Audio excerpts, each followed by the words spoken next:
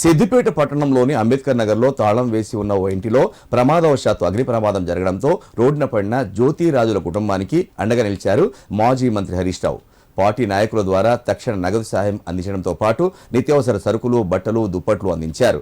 ఈ సందర్భంగా బీఆర్ఎస్ పట్టణాధ్యక్షుడు సంపత్ రెడ్డితో కలిసి నాయకులు పాల సాయిరాం మాట్లాడారు.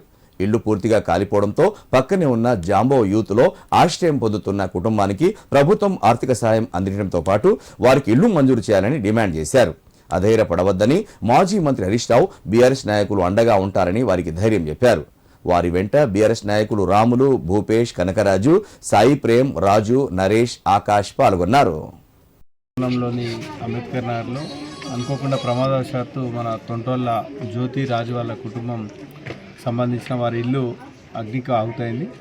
ఈ సంఘటన చాలా బాధాకరం. వాళ్ళు కట్టుబట్టలతో వీళ్ళు ఒక అదృష్టం ఏంటంటే ప్రాణాపాయం జరగకపోవడం భగవంతుని దయ. కాకపోతే వాళ్ళు ఇల్లు వాళ్ళ కట్టుబట్టలు తప్ప ఇంట్లో ఏ వస్తువు ఇల్లు పూర్తిగా శిథిలమైపోయింది. ఈ విషయాన్ని ఇప్పటికే ఎంఆర్ఓ గారి దృష్టికి తీసుకొని వెళ్ళారు.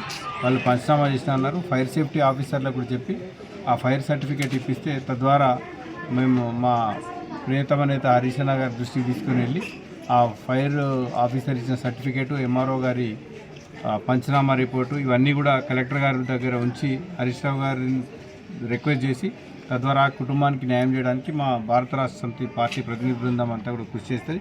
ఏదేమైనా ఈ సంఘటన చాలా దురదృష్టకరం.